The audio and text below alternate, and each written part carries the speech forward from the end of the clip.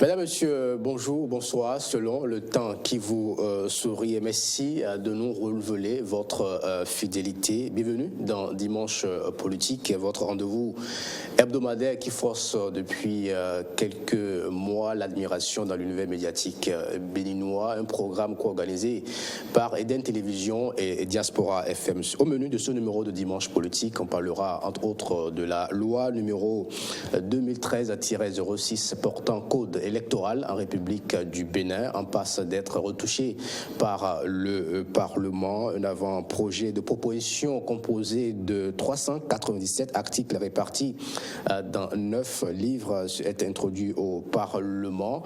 On va aborder le sujet des articles qui évoquent entre autres les règles particulières pour l'élection des membres de l'Assemblée nationale, un renouvellement qui se fera, vous le savez, à travers les législatives prévues pour se dérouler en 2019. À cet effet, notre invité, l'invité de Dimanche Politique, nous ouvrira les portes de sa chapelle politique afin de nous dire ce qui s'y passe à la veille de ces élections. Vous comprendrez pourquoi dans un instant. D'autres sujets d'actualité viendront meubler ce numéro de Dimanche Politique. On va s'intéresser aussi au développement de la ville de Parakou. Quand James William Baguidi va nous présenter la personnalité politique que nous recevons, vous comprendrez pourquoi. On va s'intéresser à Parakou dans ce numéro de Dimanche Politique. Bienvenue. James William Baguidi, bonjour. Bonjour à vous, tranquille à Benotin. Bonjour à tous nos amis téléspectateurs et bien sûr à tous les auditeurs sur Diaspora FM. Nous recevons aujourd'hui une personnalité politique habituée de nos plateaux. C'est pour la 3e fois qu'il nous fait l'honneur de nous visiter. Il est né 11 juin 1979 à Abomey, donc dans quelques jours c'est son anniversaire. Ses études primaires se sont déroulées à Savet, les études secondaires à Parakou, notamment au CEG Hubert Maga de Parakou. Il aura là-bas obtenu un baccalauréat de série A1 en 1997 avant à l'université de se faire former en administration du développement et puis en gestion des projets, notamment d'une part à l'INGEPS et puis à l'université catholique de Lille. Son parcours professionnel est également assez riche. Il fut d'abord enseignant. Il a dirigé une ONG pendant plusieurs années dans le domaine écologique et de la santé communautaire, mais aussi de l'éducation, avant de s'engager en tant que gestionnaire de projet à AGETIP Bénin. Il a été donc ensuite débauché par PIC Network pour s'occuper des activités du port sec de Parakou. Il y travaille encore aujourd'hui. Mais sur le plan politique, il a également un parcours. Il commence d'abord partisan du général Mathieu Kérékou,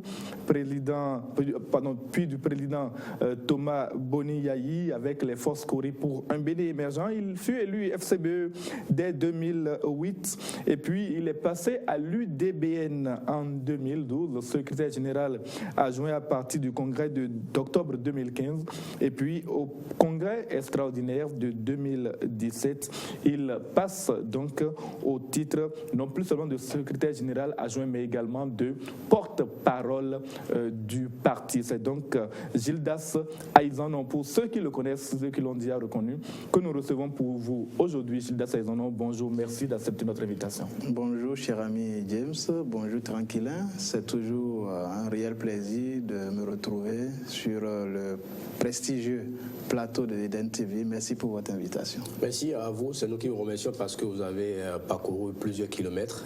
Vous venez tout droit de Parakou pour partager ce moment de télévision avec nous. Voici quelques années que vous n'êtes plus un élu de la commune de Parakou. Comment vivez-vous cette déconnexion ? Non, on ne parlera pas du tout de déconnexion. Vous savez, j'ai été effectivement élu communal à Parakou de 2008 à 2015, président de la commission des affaires économiques de la 3e ville à statut particulier du Bénin.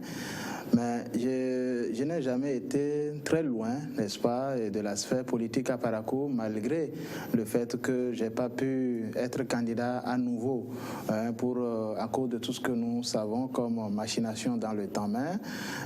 Tout ce que Dieu fait est bon. Très rapidement, les nouvelles autorités de la ville de Parakou ont cru que je pouvais apporter encore quelque chose au développement de la cité royale de Koubourou. Et donc, le maire Charles Toko, à qui je rends ici hommage, m'a également fait appel pour que je puisse l'accompagner en qualité de chargé de mission responsable du suivi des réformes municipales. Et donc, je suis encore plus responsabilisé que par le passé. Comprenez qu'il n'y a pas du tout de déconnexion. Au contraire, nous sommes là, nous accompagnons et par à coup comme nous pouvons. Ainsi donc, vous n'êtes ni déconnecté ni dépaysé, mais en quoi consiste donc cette fonction de chargé de mission? Oui, le chargé de mission du maire responsable du suivi des réformes municipales est ce cadre, n'est-ce pas, qui connaît l'environnement politique de la ville de Parakou et qui est aussi consultant sur les questions de décentralisation, à qui le maire peut avoir recours de temps en temps sur un certain nombre de dossiers pour qu'il puisse apporter son éclairage, son expertise, pour qu'il puisse aider le maire à prendre les meilleures décisions possibles pour mieux s'occuper de la gouvernance locale afin de pouvoir atteindre les enjeux de la décentralisation que nous connaissons tous, qui sont évidemment plus de démocratie à la base et également plus de développement local. Et donc, aux côtés du maire Charles Toko, nous recevons des dossiers que nous traitons, nous lui faisons des suggestions, nous attirons également son attention sur un certain nombre de risques. C'est pour ça que nous sommes là. Notre objectif étant de faire en sorte que la démarche qualité puisse se ressentir dans toutes les décisions qui se prennent au niveau communal. Et donc, comprenez que c'est un poste très important et je dis encore merci au maire Charles Toko qui m'a confié cette responsabilité. J'ai fait l'effort de l'accompagner du mieux que je peux et je crois que pour ceux-là qui de plus en plus viennent à Parakou, ils vont constater dans le management du maire Charles Toko quand même que des choses ont commencé par bouger. Les populations comprennent également et accompagnent le développement local. C'est ce que nous souhaitons, que Parakou change et que Parakou puisse très bientôt concurrencer, pourquoi pas, la ville de Cotonou. En tout cas, c'est notre rêve. Nous voulons apporter le mieux que nous pouvons aux citoyens de cette ville qui le méritent très bien. Vous venez de remercier plus de 3 fois le maire Charles Toko. Qu'est-ce qu'il a vu de particulier en vous faisant appel? Est-ce que c'est vous qui avez fait le premier pas ou c'est lui qui est venu vers vous? Ou carrément il y a eu des maires invisibles derrière qui ont créé la connexion? En tant que chargé de mission de quelqu'un qui vous a fait confiance, je crois que le minimum, c'est de lui témoigner, n'est-ce pas, cette reconnaissance-là. Le maire Charles Toko, pour ce qu'il m'a dit, c'est que il dit, Gildas, je sais que de 2008 à 2015, président de la commission des affaires économiques de la ville de Parakou, tu t'es battu comme un beau diable, mais tu n'avais pas suffisamment la main libre pour mettre en œuvre un certain nombre de réformes. Je sais également que tu es un cadre consultant sur les questions de décentralisation et développement local. Pour diverses raisons, les gens n'ont pas voulu te laisser travailler pour que tu puisses impacter davantage le développement de cette ville. Bon, voilà, moi je suis maire, je suis devenu maire de la ville de Parakou parce que les Parakois m'ont fait confiance. J'ai besoin que tu viennes à mes côtés et que toutes ces réformes que tu avais envie d'initier, qui n'ont pas prospéré, qu'à mes côtés, tu puisses m'accompagner pour qu'ensemble, nous puissions donner le meilleur que nous pouvons à la ville de Parakou. Et donc, quand quelqu'un vous fait confiance de cette façon-là, peut-être, je comprends quand vous parlez de main invisible, il est possible que des gens aient davantage recommandé, n'est-ce pas, au maire Charles Toko. Je connais les bonnes relations qu'il y a entre la présidente de ma formation politique et le maire Charles Toko, et qu'elle m'ait recommandé auprès du maire Charles Toko pour que je puisse davantage aussi l'accompagner. Je dis, ce n'est que justice parce que tout ceci, c'est la même famille politique et quand on fait la politique aussi, c'est pour aboutir à plus de développement. Monsieur Izanon, vous êtes aujourd'hui donc chargé de mission du maire, vous restez au cœur de l'action. Que fait la mairie concrètement pour le développement de la ville quand on sait que la plupart des projets d'infrastructures qui sont en cours de développement dans la ville aujourd'hui, qui donnent à Parakou un nouveau village, ont été initiés par le régime précédent que vous avez abondamment critiqué, surtout sur la fin? Non, on ne dira pas que la plupart des projets ont été initiés. C'est vrai, il faut savoir raison garder et reconnaître que des actions ont été initiées par le gouvernement de fin. Ce sont des actions qui méritent d'être saluées, même si la traversée de la ville de Parakou et le contournement sont en train de devenir une réalité et grâce au gouvernement du président Patrice Talon qui a su mobiliser le financement nécessaire pour boucler. Les projets avaient été lancés sans financement. Les projets avaient été lancés sans que tout le financement nécessaire ne suive. Mais ce n'est pas ça ce qui est grave. Vous savez, quand un gouvernement arrive, le gouvernement a des idées, a des projets, mobiliser les financements, ça peut vraiment durer. Et je suis sûr que sous le président Patrice Talon également, on va avoir un certain nombre de projets qui seront certainement lancés et dont on ne pourra pas boucler tout le financement avant la fin du mandat. Donc, ce n'est pas nouveau, ce n'est pas un crime que cela se passe de cette façon. Mais je dis, autant il faut remercier le président Boni Yahi pour son geste, n'est-ce pas, vis-à-vis de la ville de Parakou par rapport à ces projets,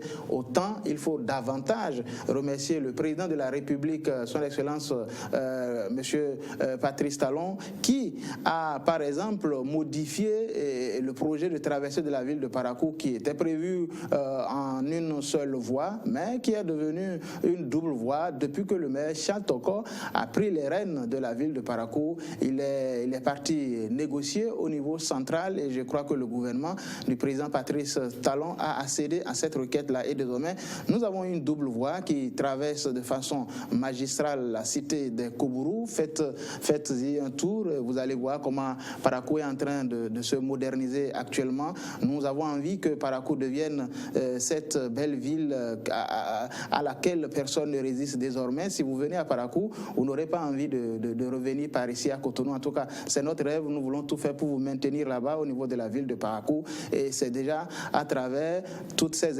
infrastructures qui sont en train d'être mises en place. Et parlant aussi de projets, pour montrer que tout n'est pas forcément fait avant, je crois qu'au moins vous ne me direz pas que si le maire Charles Toko a commandé pour plus du milliard de matériel ou bien d'engins lourds pour travailler dans la ville de Parakou désormais, ce n'était pas un projet qui remonte, n'est-ce pas, à l'ancienne équipe municipale. Ça traduit sa vision, la vision d'un entrepreneur, c'est vrai, venu en politique, mais qui tient à ce que la ville puisse jouer son rôle de leadership en matière de développement et qu'on ne puisse pas toujours attendre l'État central avant de faire un certain nombre d'actions au niveau de l'assainissement de la ville, parce que, il faut avouer, Parakou, c'est une ville qui a beaucoup de pentes, c'est vrai, la ville est très bien tracée, mais quand il pleut, et l'eau rapidement creuse beaucoup de sillons, donc il faut qu'en permanence, on puisse faire les entretiens nécessaires avec les ouvrages de canalisation. Le maire Toko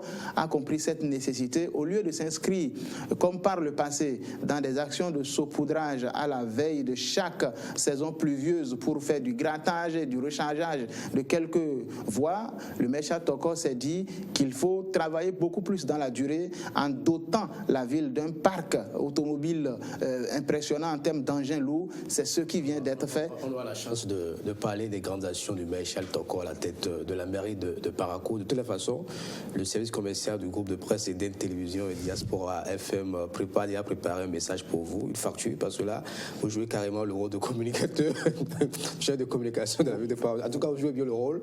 Dites-moi, en tant qu'ancien élu de la ville de Parakou, c'est certain que vous attendez impatiemment les prochaines élections législatives et communales. Serez-vous candidat à ces différents rendez-vous électoraux qui s'annoncent?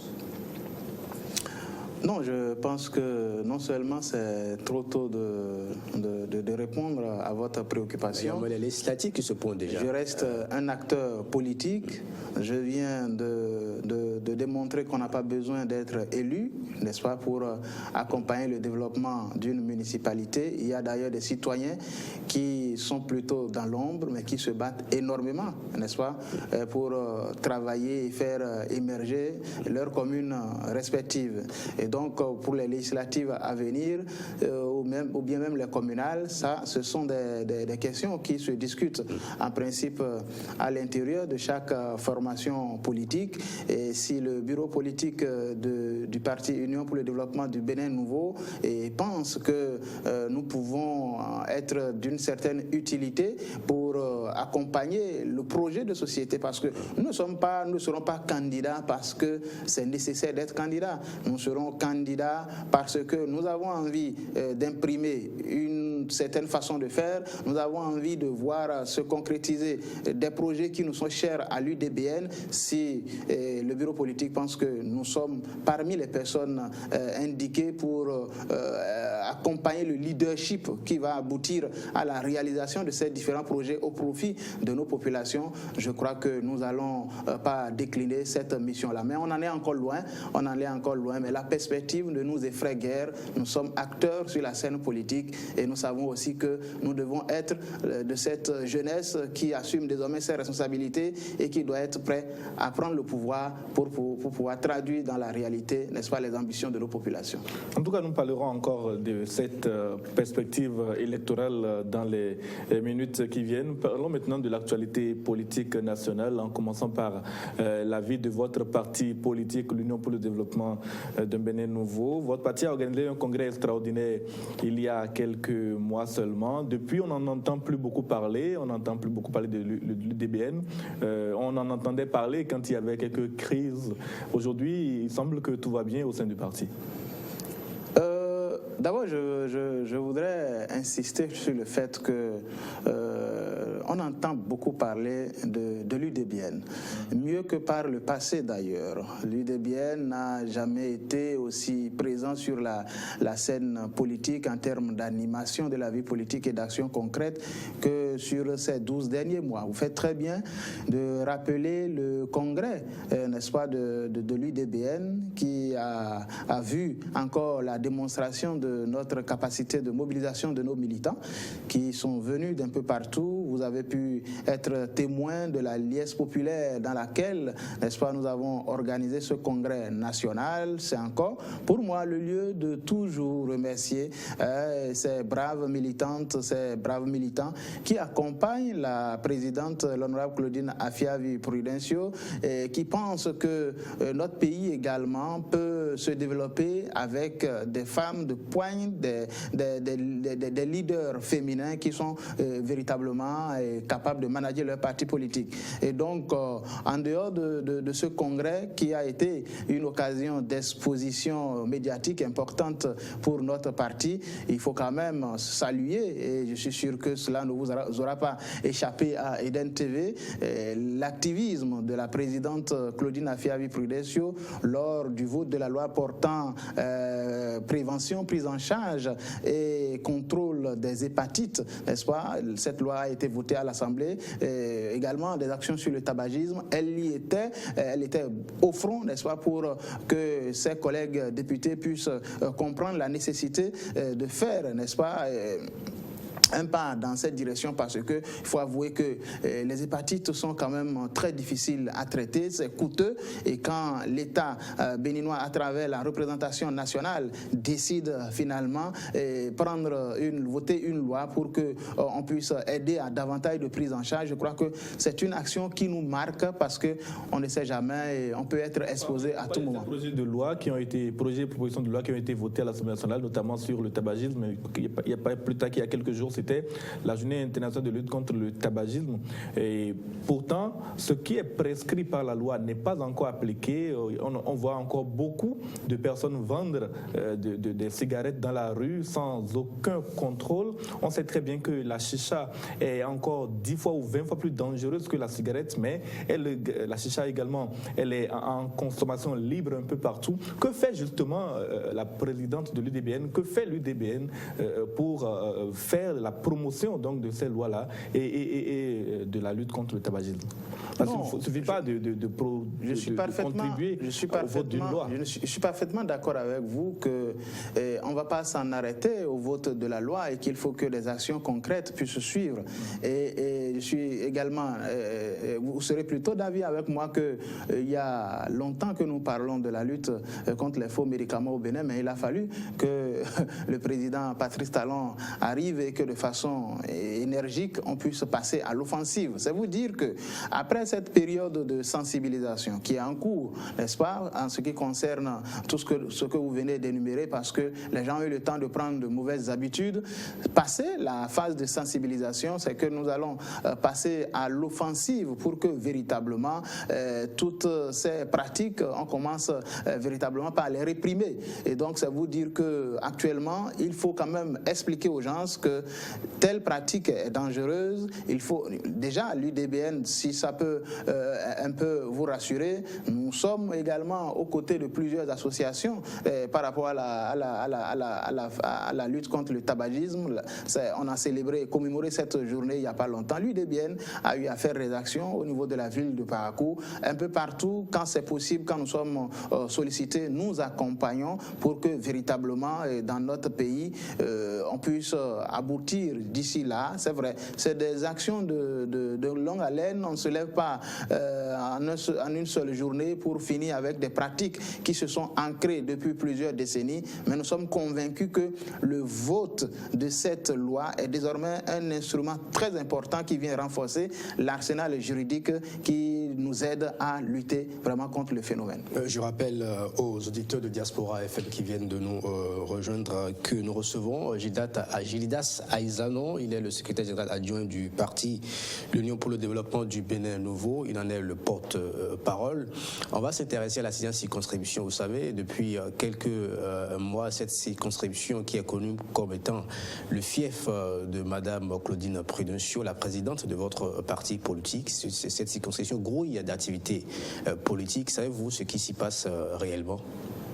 D'abord, je tiens à vous dire que toutes les circonscriptions électorales doivent grouiller d'activités à la veille d'une échéance électorale. Pas remarqué au niveau des autres circonscriptions électorales. Vous voulez me dire que ça ne bouge pas dans la 8e circonscription électorale? Moi, je viens de la 8e circonscription électorale. Je sais que ça bouge dans la 8e circonscription. La 16e, ça ne bouge pas autant de la 16e que dans la 6e en tout cas. Que ça bouge dans la 6e circonscription électorale, pour moi, ça ne devait pas étonner. Vous savez, c'est une circonscription électorale majeure en termes de démographie. C'est quand même, vous parlez de Godomé, de la commune d'Abomey-Calavi, de Z, de Soava. C'est une circonscription électorale très, très importante en termes de population. Et la présidente de l'UDBN est basée, n'est-ce pas, dans cette circonscription électorale. Je peux dire, sans risque de me tromper, que c'est quand même la députée qui a réussi à asseoir son hégémonie sur cette circonscription électorale, puisqu'elle a réussi à se faire élire successivement déjà par 2 fois. Et je crois encore que, si mes souvenirs sont bons, en termes de nombre de voix ayant permis d'élire un député au niveau national, elle doit être en tête en termes de nombre de voix ayant permis l'élection d'un député. Elle a eu plus de 55 000 voix, je crois. Donc, que cela grouille, on peut comprendre aussi l'opposition actuelle au président Patrice Talon tente, n'est-ce pas, de faire de la 6e circonscription électorale à travers l'une des personnalités qui aujourd'hui veut incarner cette opposition, pense aussi faire de la 6e circonscription électorale son fief. Évidemment que ce serait compliqué en face de la machine que l'UDBN est en train de mettre en place. Donc comprenez qu'on puisse avoir ce regain d'activité au niveau de la 6e circonscription électorale, parce que l'UDBN travaille. Ça, c'est vrai que vous allez nous dire que vous autres de la presse n'êtes pas forcément au courant, mais nous avons compris que ce n'est pas toujours les actions médiatisées qui sont les plus efficaces tout le temps en matière de mobilisation électorale.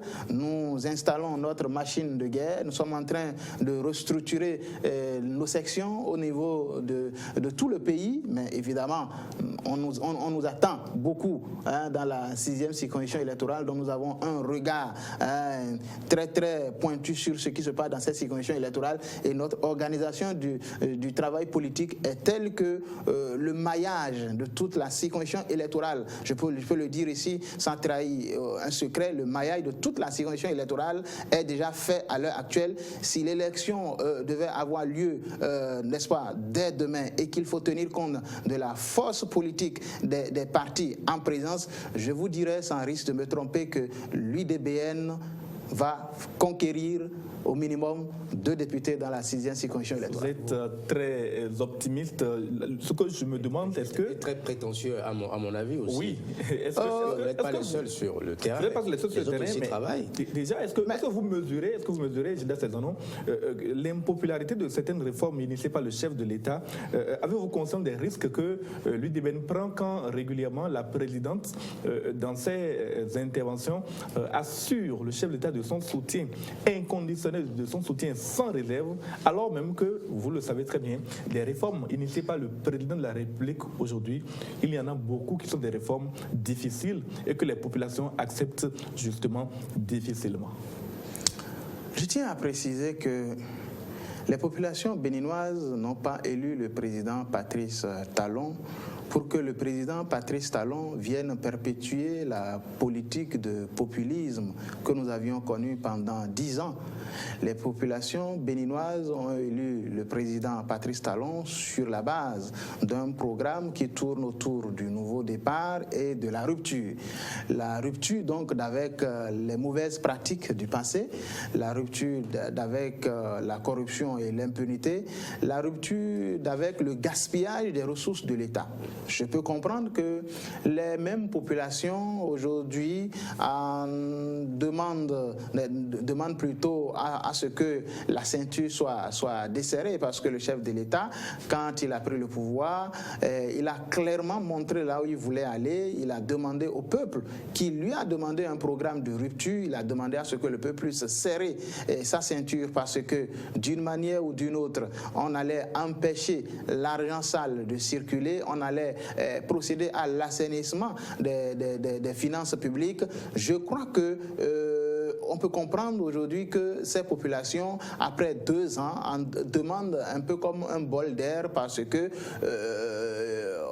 on a conscience que peut-être la même facilité qui avait par le passé n'existe plus aujourd'hui, et qu'il faut davantage travailler pour pouvoir gagner son pain. Mais c'est aussi ça le message que le président Patrice Talon et l'ensemble des députés du bloc de la majorité parlementaire ont envie de faire passer. Comment amener nos populations à passer d'une situation de lassisme où on pense que l'aide doit venir d'ailleurs? Comment amener chacun d'entre nous à travailler davantage? Comment amener la jeunesse à travailler davantage pour gagner son pain, au lieu d'être dans une situation d'asservissement où tout le temps il faut attendre l'aide avant de pouvoir s'en sortir? C'est difficile, c'est vrai. Les populations étaient jusqu'ici très courageuses, mais je continue par croire que ces populations qui ont demandé ce programme de rupture savent que c'est pour le bien de la nation béninoise. Quand vous avez un malade, quand vous avez une plaie qui est gangrénée, vous êtes obligé à un moment donné de procéder à une opération. C'est vrai, l'opération fera davantage mal, mais vous savez que vous n'avez d'autre choix que de procéder à cette opération-là pour réussir à guérir définitivement la plaie. C'est ce qui s'est passé durant ces 2 premières années du mandat du président Patrice Talon, et donc que la présidente Claudine Afiavi-Prudencio affiche un soutien inconditionnel et sans réserve aux actions et réformes initiées par le président Patrice Talon. Je veux dire que c'est parce qu'elle y croit, je veux dire que c'est parce que le bureau politique de l'UDBN, n'est-ce pas, a tracé des orientations que la présidente également est en train de suivre. Nous sommes avec le président Patrice Talon. Ça ne veut pas dire que sur un certain nombre de décisions, il n'y a pas des choses à redire. Ça ne veut pas dire que sur un certain nombre de méthodes utilisées, nous applaudissons tout le temps. Mais nous n'avons pas à venir exposer sur la place publique un certain nombre de failles. Nous travaillons en bonne intelligence avec le président Patrice Talon pour attirer son attention sur quelques failles, histoire de vite corriger. Nous sommes en train, par exemple, de demander plus d'inclinations déclinaison dans la politique sociale du chef de l'État, qu'on puisse aller à davantage, qu'on puisse activer un peu plus encore le volet social après avoir serré la ceinture pendant 2 ans. Je crois que le moment est venu pour que la population puisse sentir les fruits de ce sacrifice qu'on lui a demandé depuis 2 ans. L'UDBN, aux côtés du chef de l'État, est en train d'en appeler à plus d'actions, à plus de mesures au niveau social, afin que véritablement les populations aient confiance et se disent que nous n'avons pas souffert, nous n'avons pas fait le sacrifice pour rien, les résultats sont là. Et je dis, les résultats pointent déjà à l'horizon avec les grands projets qui ont démarré, parce que la phase des études est terminée, les projets sont en train d'être lancés. Vous entendez parler déjà du programme de l'assurance Arche, vous entendez parler également de la nécessité de disposer de l'eau potable partout dans le pays. Pour moi qui suis dans la 8e circonscription électorale avec l'honorable, je dirais, le ministre Samou Seydou Adambi, les promesses sont plutôt en train déjà de tenir. On a les fruits qui sont là déjà, parce qu'on a démarré les programmes de forage. C'est un peu partout comme ça au niveau du territoire national, preuve que véritablement, après avoir passé 2 ans, nous gardons espoir que le temps du résultat est là. Nous faisons confiance au président Patrice Talon qui souhaite être porté en triomphe. Et vous connaissez les chefs d'entreprise, ils ont une maladie pour les résultats, et nous n'avons pas de doute que Patrice Talon va réussir à convaincre les Béninois, et ça se passe déjà à partir de cette année. Nous espérons que les populations vous comprendront sous ces angles. La 6e circonscription électorale, c'est aussi le fief d'un leader FCBE, Valentin Dianotin, dont la levée de l'immunité parlementaire a été requise par le gouvernement dans le cadre d'une procédure judiciaire. Dites-nous, stratégie d'élimination d'un adversaire politique encombrant? Pourquoi vous pensez qu'il s'agit d'une stratégie d'élimination? C'est une question. Est-ce que vous êtes en train de me dire que quand on est opposant à un régime, on n'a pas le droit de répondre d'un certain nombre de dossiers? Est-ce que parce qu'on serait opposant au président Patrice Talon, la justice devait rechigner à l'idée de vous inviter à répondre d'un certain nombre de faits qui vous sont reprochés? Je crois que dans les démocraties qui se respectent, ça ne se passe pas de cette façon. Nous sommes trop enclins à crier à une chasse aux sorcières ou à l'acharnement politique chaque fois qu'une figure de l'opposition est interpellée dans une affaire. On peut me parler de lutte contre la corruption sélective, de tout ce qu'on veut, mais ce qui est important, c'est de se demander, est-ce que les faits qui sont reprochés ne sont pas des faits vérifiés ou bien des faits qui méritent que les personnalités incriminées viennent laver leur honneur? Si ces faits méritent que des gens viennent s'expliquer davantage devant la justice de leur pays, moi je ne trouve aucun mal à cela. Donc que l'honorable Valentin Dianotin, qu'il vienne s'expliquer devant la justice d'un certain nombre de faits qu'on peut incriminer. Et moi, je ne trouve vraiment, ça ne me pose aucun problème. À lui de montrer qu'il n'est pas coupable et de dégager son honneur. Et ce n'est pas chaque fois que les gens vont au niveau de la justice qu'il est prouvé qu'ils sont coupables de quelque chose. Nous avons une justice qui fonctionne normalement. S'il n'est coupable de rien, il sera blanchi. Parce qu'à force de procéder de cette façon-là, le danger, c'est qu'aucun régime ne réussira à poursuivre personne. Je veux me mettre dans la science-fiction et dire que si dans une dizaine d'années ou une vingtaine d'années, le camp actuel qui tient le pouvoir politique dans le pays n'était plus aux affaires, ça veut dire qu'un autre camp qui viendrait n'aurait pas le droit d'interpeller le président Patrice Talon et ses proches sur des dossiers qui les concernent. Non, on ne peut pas construire notre pays de cette façon. Il faut que les gens répondent et que la justice puisse faire le travail de manière impartial pour que les citoyens continuent pas à lui faire confiance, parce que c'est très important aussi. Nous n'avons pas besoin d'une justice à la solde, n'est-ce pas, de l'exécutif. C'est pas de cela qu'il s'agit, mais nous avons besoin d'une justice qui décourage les mauvaises pratiques. Nous avons besoin d'une justice qui nous éduque afin que nous puissions tous respecter le bien public. Nous avons besoin d'une justice qui envoie un signal clair aux dirigeants actuels aussi, qui envoie un signal clair à des jeunes comme moi, comme quoi, s'ils arrivent aux affaires un jour, ils doivent se mettre dans la tête qu'à tout moment, ils peuvent être rattrapés par leur exagération. Et donc, que cette justice commence par fonctionner de cette façon, moi je dis bravo, parce que dans mon pays, en tout cas, depuis que j'ai atteint l'âge de maturité, c'est la première fois que j'ai l'impression que notre justice est vraiment aux trousses des fossoyeurs de l'économie nationale, aux trousses des gens qui ont semé un peu du désordre dans leur gestion. Et je dis, il y a espoir, parce que là où la justice ne fonctionne pas, c'est de l'anarchie. Chacun prend tout ce qu'il peut prendre, il met dans sa poche, et puis après on vient se recoquiller sous une chapelle politique, et c'est terminé. En tout cas, nous allons peut-être revenir plus tard sur cette affaire de l'affaire Valentin Dianotin, mais déjà aujourd'hui le président Patrice Talon a préconisé pour tous ses partisans la constitution de bloc. En fait, il aurait souhaité que la réforme du système partisan arrive à son terme le plus rapidement possible. Cette réforme-là n'est pas encore votée. Il recommande donc à ses partisans de constituer des blocs politiques pour donc aller à l'élection de 2019. Où en est l'UDBN dans la constitution de ces blocs-là?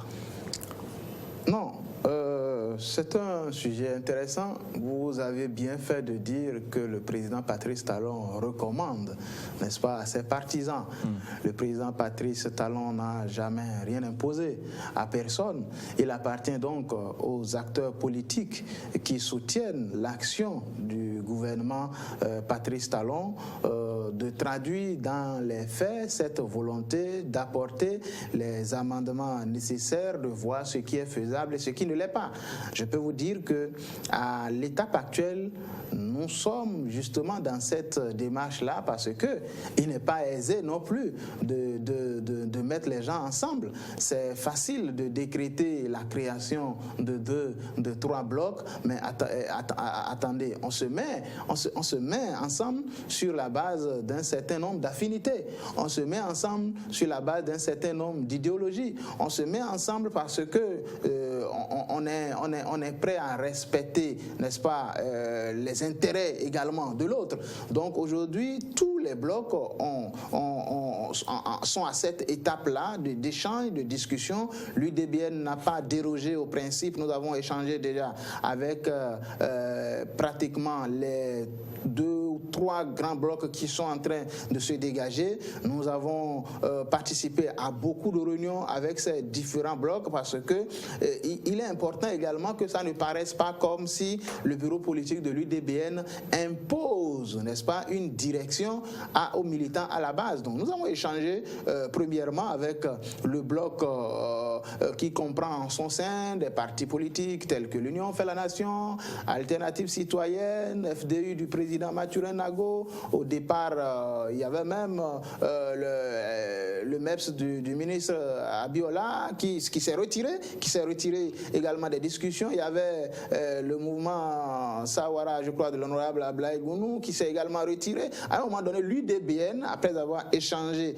avec ce bloc-là, qui comprend également la renaissance du Bénin de maître Abraham Zizindoé, nous nous sommes dit, à l'appel de nos militants, qu'il fallait marquer une pause, échanger davantage sur les orientations, les écouter, parce que si, par exemple, au niveau du Sud ici, c'est un son de cloche que les militants donnent, et ce n'est pas forcément la même chose que nous entendons au niveau dans le Nord par rapport aux militants de l'UDBN. Ce n'est pas les mêmes inquiétudes, ce n'est pas les mêmes souhaits forcément en termes d'alliance. Donc, il faut prendre le temps de la discussion à l'intérieur de nos formations politiques, parce que quelle sera l'identité de chacun des partis politiques qui veulent se mettre ensemble pour former un bloc. Si ces questions ne sont pas réglées avec beaucoup de tact, de manière à assurer les uns et les autres, les blocs seront constitués, mais ils n'auront pas beaucoup de chances de survivre. C'est pourquoi l'UDBN a préconisé une démarche responsable, une démarche méthodique pour que, ensemble, nous puissions voir vraiment comment les blocs doivent se présenter et surtout sur quelle base idéologique. Vous dites qu'il faut réformer le système partisan. Nous ne disposons pas encore, en tout cas jusqu'à l'heure actuelle, la loi qui veut réformer ce système partisan n'est pas encore votée. Nous ne savons pas à quoi cela va ressembler. En définitive, il ne faut pas non plus mettre la charrue, n'est-ce pas, comme on le dit, avant les bœufs. Il faut laisser du temps au temps, mais nous travaillons, nous discutons dans la perspective de possibles alliances pour les prochaines élections législatives. Ce qui est sûr, c'est que l'UDBN va se retrouver dans un camp qui va lui assurer vraiment le maximum d'aisance possible pour faire élire ces différents candidats, parce que nous n'aurons pas que de candidats dans la 6e circonscription électorale. Je vous vois venir depuis tout à l'heure, vous focalisez sur la 6e circonscription électorale parce que c'est la circonscription qui, n'est-ce pas, qui est celle de la présidente Claudine Afiavi Prudencio, mais il y a peut-être au sein de l'UDBN des jeunes aux dents de loup également qui ont envie de faire leur preuve ailleurs, et c'est à partir des prochaines élections, n'est-ce pas, de 2019. Gidas, à Isano, il y a de bonnes raisons de focaliser l'attention sur la 6e circonscription électorale lorsqu'on sait que dans votre propre camp, c'est-à-dire le bloc pour la majorité présidentielle, il y a plusieurs tendances. Vous avez le PRD qui est bien représenté également dans la 6e circonscription électorale. Il y a l'Union fait la Nation qui est également dans ce bloc. Il y a le FDU, il y a Aditi Roulé qui soutient aujourd'hui le chef de l'État. Il y a Banabé Dassigli qui est actuellement ministre de la décentralisation.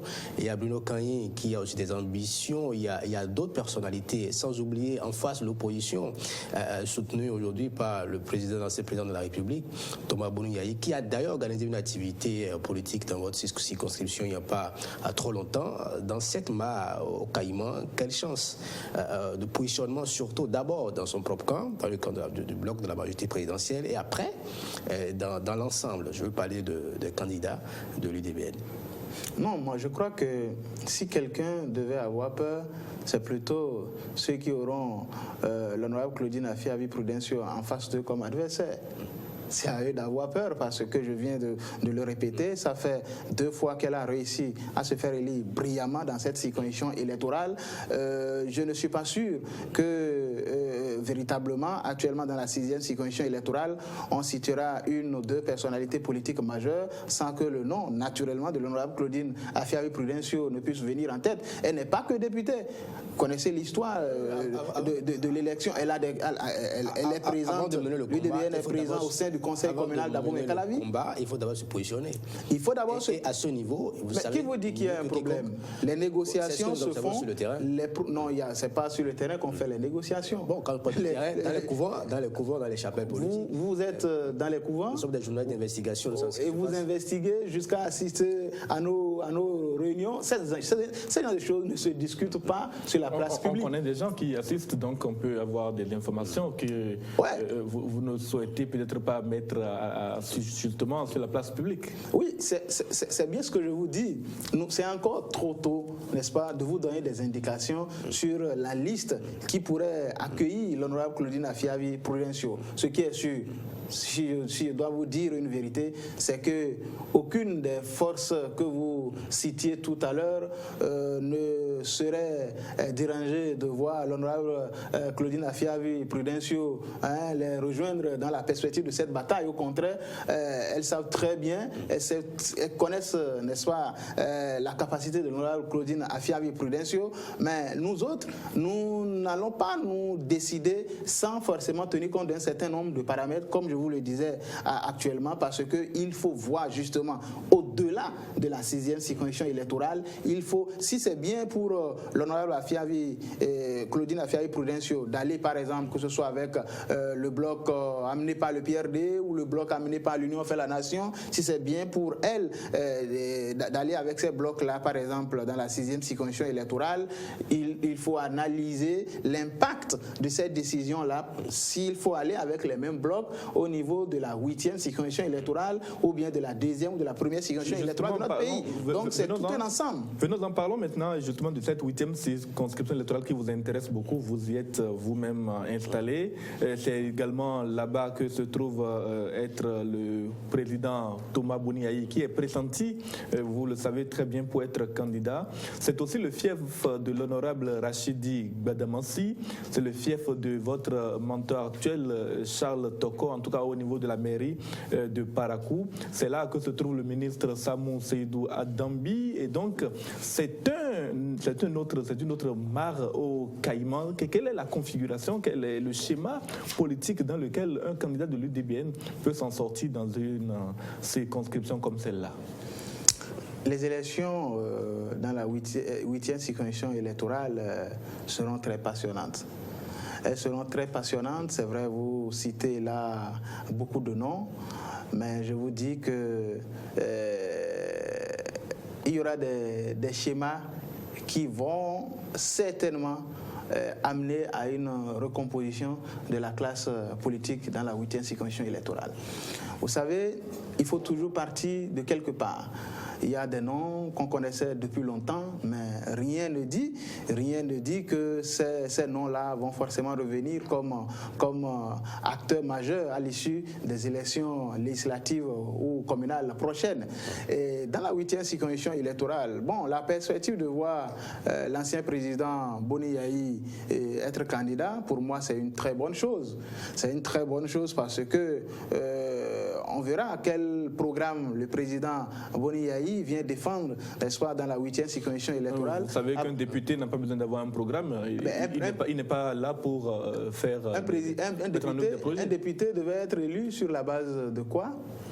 C'est la base de ce qu'il compte faire pour l'État au niveau du Parlement. Ce n'est pas des projets de terrain. Ça veut dire qu'il doit avoir des idées, il doit avoir des réformes en tête. Il dit, après avoir fait 10 ans d'exercice du pouvoir, nous attendons de voir ce que le président Boni-Yayi veut proposer de nouveau, n'est-ce pas, s'il était candidat dans la 8e circonscription électorale. Il aura en face de lui, ce qui est clair, il aura en face de lui des acteurs qu'il connaît et certainement des acteurs qu'il ne connaît pas encore, forcément. Et je dis, cela va compter dans la bataille de la 8e circonscription électorale.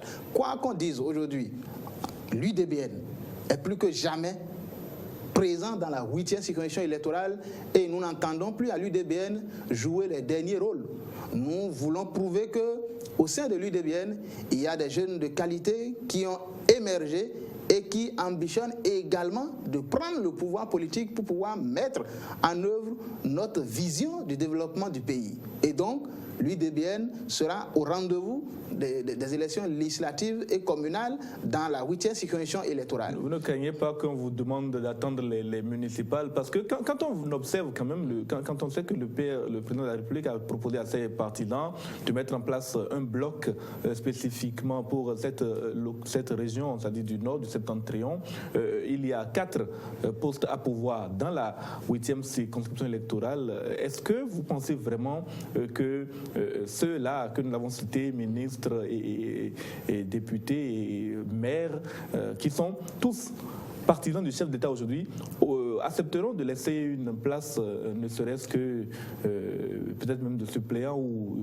de dernier sur la liste à l'UDBN? Je vous comprends, ce sont des personnalités politiques que je respecte beaucoup. Je suis pour la plupart d'entre eux, nous sommes des amis. Vous voyez, ce sont des grands frères. Mais attendez, aucun positionnement ne se fera en catimini. C'est sur la base de discussions, c'est sur la base de négociations, c'est sur la base aussi de ce qu'on sait que chacun peut apporter en termes d'électorat. Ce n'est pas parce que depuis 15 ans, 20 ans, vous étiez peut-être député que ça veut dire que inévitablement on ne va pas tenir compte d'un certain nombre de signaux actuellement qui prouvent que des jeunes sont en train d'émerger. Si nous devions aller dans le cadre d'un bloc, nécessairement nous allons discuter de la nouvelle donne politique dans la 8e circonscription électorale. Vous ne me direz pas que parce qu'un certain Charles Tokor n'a jamais été député dans la 8e circonscription électorale, vous ne me direz pas qu'un certain Charles Tokor n'est pas aujourd'hui en position d'être candidat, pourquoi pas aussi d'être député en tant que jeune. Il a toutes ses chances aussi d'être candidat si c'est ce qui est décidé par sa famille politique. Le même bloc que Rachidi Gbadamansi. Je ne sais pas. Je ne sais pas s'il faut parler du même bloc que Rachidi Gbadamansi. Vous faites bien de rappeler cela, mais dans le même temps, sur ce plateau, et c'est connu de tous, qu'il y aura beaucoup de blocs autour du chef de l'État. Qui vous dit que Rachidi Gbadamansi ne sera pas dans un autre bloc que éventuellement Charles Tokor ou bien que éventuellement un certain Gildas Olusegun Aïzanon? Il y a beaucoup de blocs, n'est-ce pas, autour du chef de l'État, et je vous dis, il ne faut pas s'en cacher. Le schéma politique ne doit pas être perçu comme humiliable dans certaines régions de notre pays. Donc, aujourd'hui, moi, je dis, les jeux sont ouverts, ce qui est sûr, à l'intérieur de la mouvance présidentielle actuelle, nous allons discuter en bonne intelligence. Je répète, il n'y a pas de schéma figé, il n'y a pas de schéma déterminé à l'avance. Il faudra négocier pour que nous voyions qui est capable de mieux aider la coalition, n'est-ce pas, autour du chef de l'État, qui est bien placé pour l'aider à gagner le maximum de voix. Parce que, au-delà de tout, c'est qu'il faut doter le président Patrice Talon d'une majorité stable qui lui permette de continuer par diriger le pays. C'est de cela qu'il est question. Ce n'est pas seulement notre propre personne. Donc, nous devons voir que il faut aider le président Patrice Talon à continuer par diriger le pays, et pour ça, je veux compter sur le bon sens de tous ces leaders que vous avez cités pour que nous puissions offrir au président Patrice Talon le meilleur schéma possible dans la 8e circonscription électorale, qui doit être un schéma crédible, parce que si vous ne positionnez pas également sur les listes des gens crédibles, il faut craindre que les populations à un moment donné ne puissent pas suivre. Donc c'est très important qu'on puisse aussi laisser des jeunes qui émergent, qu'on puisse leur laisser aussi la chance de commencer par être cette relève-là qu'on appelle de tous nos voeux. On ne va pas rester là éternellement pour dire qu'on est des apprentis et que certains soient députés, 5 mandats, 4 mandats, et que des jeunes ne puissent pas commencer par apprendre le job. Donc il faut qu'on laisse aussi la chance aux jeunes d'apprendre le job, parce que c'est de notre pays qu'il s'agit. Il n'y a pas que le poste de député pour se faire valoir. En tout cas, je ne trahis aucun secret si je dis ici de façon très claire que l'UDBN, en tant que parti politique, n'entend pas jouer les seconds rôles. Nous avons des ambitions à l'intérieur de notre formation politique, tout comme nous en avons un peu partout dans toutes les circonscriptions électorales du Bénin. Il va falloir discuter sérieusement. Aucune imposition ne marchera, mais je sais que dans le consensus, avec toutes ces personnalités que je vois travailler ensemble, je vois travailler Charles Tokor, Adambi, Gbadamansi, je les vois travailler main dans la main. Nous sommes également à leur côté. Cela, en tout cas, annonce des possibilités d'entente pour que nous puissions faire les meilleurs choix possibles pour notre camp. Vous voulez parler de Gbadamansi, pensez-vous qu'ils vont continuer à travailler la main dans la main lorsqu'il va s'agir de position des gens sur la liste électorale? Bon, je veux croire que on continuera par travailler main dans la main. Mais vous savez, nous sommes... le passé de toutes les personnalités politiques et leur capacité de retournement de veste. Je vous vois venir.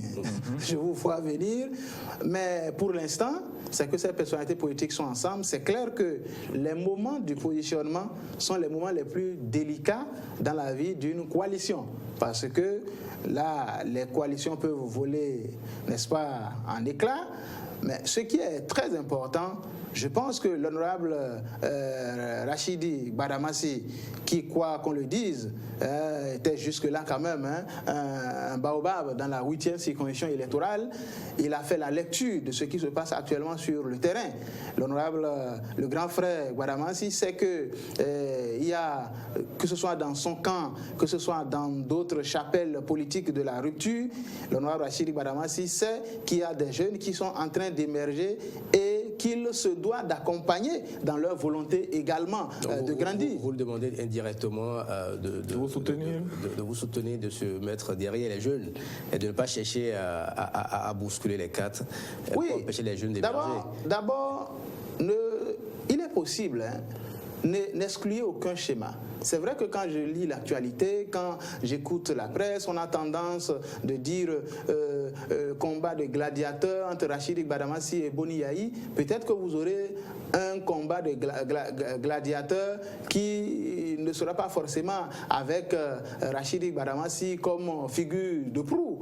Il est possible que de lui-même, l'honorable Rachidi Badamassi décide de faire la promotion d'autres jeunes de la mouvance présidentielle actuelle. Qui vous dit que l'honorable Rachidi Badamassi n'a pas d'autres ambitions encore dans le pays et qu'après avoir fait 4 mandats de manière successive, qui vous dit qu'il a toujours le même appétit pour l'Assemblée nationale? Il peut se découvrir d'autres vocations, il peut décider d'accompagner d'autres jeunes. Quelle vocation peut-on avoir quand on s'appelle Rachidi Badamassi? Mais écoutez, actuellement ça travaille main dans la main avec Sam Seydou Adambi, avec Charles Toko. Qui vous dit que l'honorable Rachidi Badamassi n'est pas en train de préparer le maire Charles Toko, l'honorable Rachidi Badamassi n'est pas en train de préparer un autre jeune de Djurbarka pour prendre sa place? Vous savez, les politiciens savent très bien cacher leur jeu.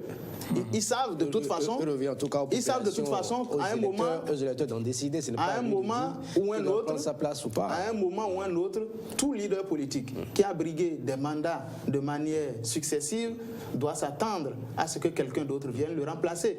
L'honorable Rachidi Badamassi le sait. Si ça ne se fait pas maintenant, ça se fera d'un moment à l'autre. C'est inéluctable. On va s'intéresser à un autre sujet, Gildas Aizonon, la réforme du code électoral. Vous le savez actuellement, les honorables députés planchent au Parlement sur le projet de révision du code électoral. Qu'est-ce que vous, à l'UDBN, vous auriez aimé voir changer dans la loi électorale actuelle? D'abord, vous abordez là un sujet qui, ma foi, est relativement précoce. L'avant-projet est fait déjà introduit à l'Assemblée nationale, disponible. La presse en a longuement parlé. Vous avez l'avant-projet disponible. Oui, si vous le voulez, vous avez votre tablette, votre portable, tapez. Donc ça c'est connu. Ça c'est connu. Au sortir de cette mission, certainement que vous allez m'en donner copie, parce qu'il faut faire très attention. Entre ce qui est publié sur les réseaux sociaux, pas sur les réseaux sociaux, l'avant-projet est disponible dans les mains des députés. Les députés qui dans les mains des députés. Nous avons obtenu de la part des députés qui sont donc en train dans les prochains jours, ils vont commencer cette étude-là. Ce document est déjà disponible et la réflexion va s'entamer dessus. Mais déjà, cette première question que posait Tranquillin, dans la loi actuelle, vous avez déjà affronté des élections avec celle-là. Qu'est-ce que vous auriez aimé voir changer dans cette loi? C'est vrai qu'il me faudra davantage, n'est-ce pas, parcourir ce que vous annoncez comme avant-projet et qui serait déjà disponible. Non, nous parlons du code électoral en vigueur à l'heure actuelle. Ce n'est pas celui qui est en train d'être... Là, je me sens alors plus à l'aise d'opiner si on veut parler du code électoral en vigueur. Qu'est-ce qui doit changer selon vous? Pour moi, ça ne me paraît pas très juste que dans une circonscription électorale, par exemple, on ait besoin d'au moins 40 000 voix pour devenir député et qu'ailleurs, avec 7 000 voix, on soit député. Ce sont tous des députés de la nation quand l'écart est énorme. Et cela se passe ainsi régulièrement depuis. Dans certaines circonscriptions électorales, on n'a pas du tout besoin de s'échiner pour devenir député, tandis que par exemple dans la 6e circonscription électorale, vous voyez déjà, la 8e aussi, il faut avoir régulièrement au-delà de 30 000 pour espérer être député, pendant qu'à 7 000 voix, certains sont députés ailleurs. Je crois qu'on doit trouver un mécanisme, n'est-ce pas, pour pouvoir corriger un peu cela. Il faut qu'on tienne également du poids démographique de chaque circonscription électorale. Quand je prends la 6e circonscription électorale, elle fait parfois le triple de certaines circonscriptions électorales, mais ce n'est pas pour autant qu'elle a 2 fois le nombre de députés que ces circonscriptions électorales ont. Pour moi, ce sont là des choses à corriger dans un futur code électoral à examiner. Il est très important aussi que on puisse trouver les mécanismes, si cela existe, bien sûr, de faire la promotion, n'est-ce pas, du genre. Du genre, c'est très important parce que ça ne sert à rien de crier depuis longtemps promotion de la femme et tout, et que jusque-là, nous ne puissions pas du tout avancer comme c'est le cas déjà au Rwanda, qu'on ne puisse pas avancer dans la façon de coopter ces femmes, ces personnalités méritantes qui peuvent mieux accompagner le débat au niveau de l'Assemblée nationale. Si ce code annoncé vient par exemple corriger cet aspect des choses, moi je serais très très heureux. Évidemment que ce serait bien aussi que le code à venir, si c'était possible, que ça puisse mettre quand même un certain nombre de barrières pour que l'Assemblée nationale ne devienne pas un refuge pour des personnes de mauvaise foi. Que ce ne soit pas un refuge pour vous m'excuserez, des délinquants économiques pratiquement connus. Vous voyez, ce ne serait pas bien. Il y en aurait dans l'actuelle législature? Ce n'est pas à moi de citer des noms. Vous autres de la presse, vous vous en plaignez tous les jours. Ce n'est pas que certains sont plus méritants que vous. Pourtant, ils se retrouvent de l'autre côté et ils s'adjugent le titre d'honorable, alors que nous pouvons remarquer que dans leur vie de tous les jours et peut-être dans leurs activités, ce n'est pas si honorable que cela. Hein, mais ils ont réussi à devenir députés malgré tout ce qu'on peut leur reprocher. Ils ont réussi à devenir députés. C'est une plaie pour notre système actuel. Si un code électoral peut empêcher que ces gens qui ont des profils aussi sombres et douteux n'accèdent à l'Assemblée nationale pour s'assurer une forme d'immunité parlementaire qui les éloigne, n'est-ce pas, du jugement, alors ce serait une chose formidable. Chacun ferait davantage attention, on respecterait, une fois encore j'insiste, le bien public, on saura que l'Assemblée n'est pas un refuge, on ne va pas tuer pour aller se réfugier à l'Assemblée, on ne va pas piller pour aller se réfugier à l'Assemblée. Si déjà on peut envoyer ce message que désormais c'est impossible, vous allez certainement vous rendre compte, vous allez voir que il y aura comme une discipline collective qui va s'instaurer dans notre façon de faire dans le pays. C'est à cela que nous devons appeler, n'est-ce pas? Si les députés, nos honorables députés veulent faire un effort dans l'examen du futur code à venir, code électoral à venir, et aller dans des innovations du genre, moi je trouve que ce serait déjà formidable parce que ce serait des évolutions qualitatives. Très bien. En tout cas, il y a certaines dispositions du code qui vont dans le sens que vous proposez et ces dispositions font état de conditions d'inéligibilité particulièrement renforcées concernant les candidats aux diverses élections, notamment aux élections législatives, ce sont les plus proches de nous. De là, voir la volonté de l'exécutif quand même d'écarter de l'élection des personnalités politiques qui sont du camp adverse. Il n'y a qu'un pas, un pas déjà rapidement franchi par les personnalités politiques justement de l'opposition, pas plus tard que cette semaine. Elles ont dénoncé un code électoral qui a pour vocation de les empêcher d'être élus députés. Quelle est votre propre opinion sur ce sujet-là? Non, au témoin d'un doute, c'est l'exécutif qui a l'initiative de cette loi. Tout à fait. Dans le cas d'espèce, c'est parce que moi, j'ai pas, comme je vous le dis, j'ai pas encore connaissance. Un avant-projet de code électoral. C'est l'exécutif qui a l'initiative. Bien sûr. J'attendrai de voir ce qui se passe d'ici là à l'Assemblée pour savoir si c'est des députés qui réfléchissent sur la question ou bien si c'est le gouvernement qui en lui-même décide. Il y a une commission, il y a des députés qui prennent sur eux l'initiative de faire ce travail, appuyé forcément par l'exécutif. Bientôt les élections, un avant-projet de loi portant révision de l'actuel code électoral, c'est un travail mixte qui se fait d'ailleurs, la dernière décision revient aux honorables députés au Parlement d'entériner sur le contenu. Non, je crois que il faut éviter de tomber dans le piège qui nous a tous guettés au moment de la révision de la constitution de notre pays.